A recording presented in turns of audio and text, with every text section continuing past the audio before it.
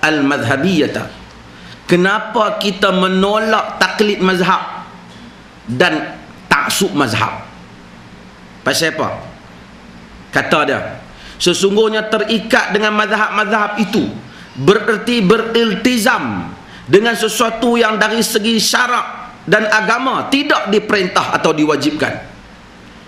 Ini kerana tiada kewajipan atas nama agama selain daripada apa yang diwajibkan oleh Allah dan Rasul, dan Allah dan Rasulnya pula tidak mewajibkan mengikut mazhab tertentu daripada mazhab yang empat. Apa yang diwajibkan ialah mengikut kitab dan sunnah. Adapun mazhab-mazhab ini lahir selepas agama telah sempurna dan wahyu telah terputus, iaitu pada kurun kedua dan ketiga. Maka tidak terbayang untuk agama mewajibkan mengikut mazhab-mazhab sedangkan ia belum wujud lagi ketika itu. Kata dia, maksud dia, takkanlah wahyu dah habis, bila Nabi wafat wahyu habis, mazhab mai kemudian. Macam mana kita nak bayangkan agama nak mewajibkan ikut mazhab sedangkan zaman wahyu turun tu mazhab tak ada? Jadi dia kata ini sesuatu yang tak dapat dibayangkan, pandangan ini, kata. Dia kata, adapun pendapat golongan muqallid ahli taklid bahawa wajib mengikut mazhab tersebut tidak boleh dianggap muktabar, katanya. Kerana mereka, jika mereka ijma' sekalipun, ijma' mereka tak dianggap muktabar kerana mereka muqallid. Kerana ijma' ni tuan-tuan, bila kita kata ijma', hendaklah ijma' tu terdiri daripada orang-orang ahli mujtahid yang boleh ijtihad dah. Hak jenis kaki du ikut dia, hampa tak boleh buat keputusan.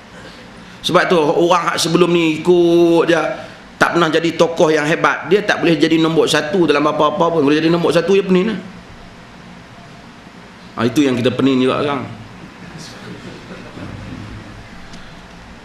Kawan duk besok nombor 2, nombor 3, nombor 4, berbubuh dia nombor 1, pening lah. Jadi dia bukan ahli di dalam buat keputusan, dia taklid.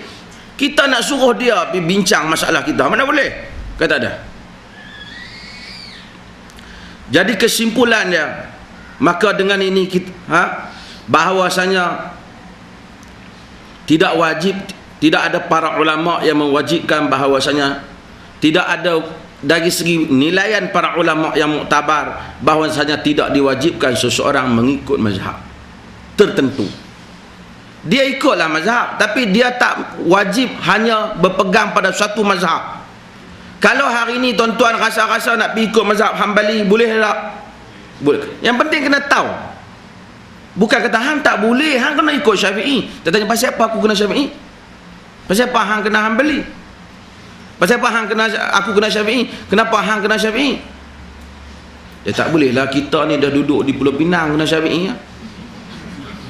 Mana boleh? Zaman Imam Syafi'i pun Pulau Pinang tak ada lagi. Bahkan zaman Nabi Islam tak main sini lagi.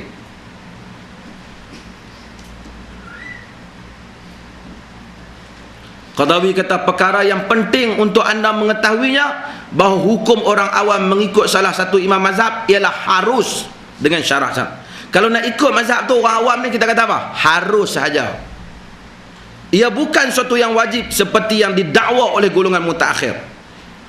Ini kerana tiada kewajipan melainkan apa yang diwajibkan oleh Al-Quran dan Sunnah, dan keduanya tidak mewajibkan seseorang terikat dengan mazhab. Ini kata Yusuf Al-Qadawi.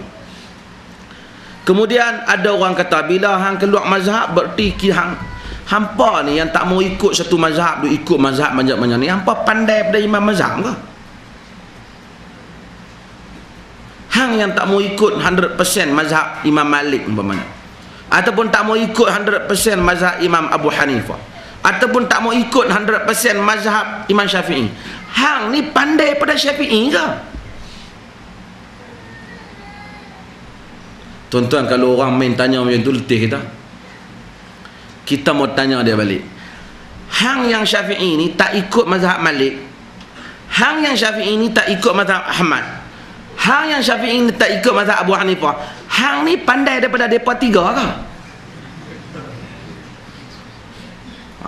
Kalau main tanya bodoh macam tu, sampai ke pagi esok kita tak habis cerita lah. Hang ni pandai daripada mereka tiga ke?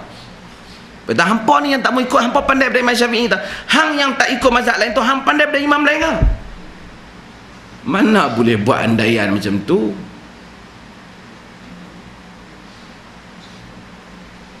Kalau dia kata hampa tak mau ikut mazhab tu, artinya hampa anggap hampa lebih cerdik pada mazhab tu.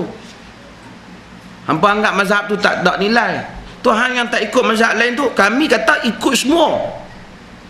Yang mana kelihatan dalilnya dan seorang boleh ikut semua, artinya kami iktiraf semua. Hanglah yang sebenarnya tolak ramai. Saya bukan menyuruh orang supaya keluar mazhab dah, tapi ekstrim ni sampai tak mau keluar daripada mazhab. Ini adalah satu benda yang tak betul. Salah seorang tokoh penulis fiqh menyebut, sesungguhnya berbeza dengan keseluruhan imam-imam yang 4 atau sebahagian mereka bukan bererti menghina keimaman mereka, bukan pula merendahkan kedudukan mereka, tidak juga meremehkan ilmu mereka. Kesahihan ijtihad dan kejujuran mereka mencari kebenaran tak dipertikaikan. Siapa yang sangka demikian, maka dia adalah silap. Jadi apa yang kita maksudkan dengan bebas daripada mazhab? Kita kata Qaradawi, kita maksudkan bebas daripada mazhab, kita bebas memilih mazhab dan hujah. Kita tak kata aku ni betul pendapat yang hang bagi tu betul, tapi masalah aku dah Syafi'i, aku tak boleh buat apa. Yang ni tak ada. Dalam Islam tak ada, dia kata. Tuan-tuan, apakah kesan buruk daripada ekstrim mazhab? Orang ni bila dia ekstrim mazhab, dia taksub mazhabnya, apa dia kesan buruk dah? Cuba tuan-tuan sebut, apa kesan buruk dah? Okay, kita senarai apa kesan buruk dari sini. Pertama, dia boleh menyebabkan dia menolak, dia meminggirkan Quran dan Sunnah. Sedangkan kita disuruh mendahulukan Quran dan Sunnah. Tengok kata Al-Imam Izzuddin bin Abdul Salam. Imam Izzuddin bin Abdul Salam ni imam hebat.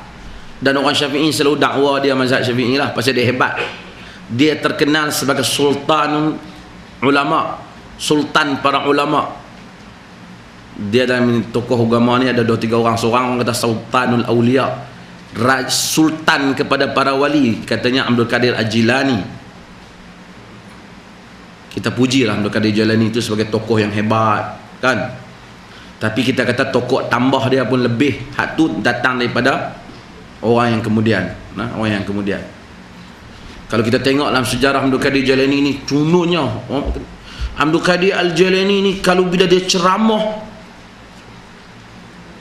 semua yang dengar tu dapat hidayat. Kerana Nabi pun tak buat. Bahkan ada yang dengar tu terus mati kerana terlalu takut ke Allah Ta'ala dengarkan ceramah Abdul Qadir Jalani. Bahkan menurut cerita orang sufi, ada yang hancur menjadi air. Tu dia. Ini yang kita marah ni. Tokoh tambah dia banyak betul. Kerana terlalu khusyuk hebat ni, terus menjadi air terus. Quraisy tu Nabi duk ceramah, dia pukul telinga macam tu, tak jadi air tu, pergi perang pula dengan Nabi. Tak kalah Abdul Qadir Jalani, lebih hebat daripada Nabi pula. Ini yang kita marah geng-geng tarikat ni. Dia tokoh tambah dah lebih. Tapi Izzuddin Abdul Salam ni, dia terkenal, dia di Mesir, tuan-tuan.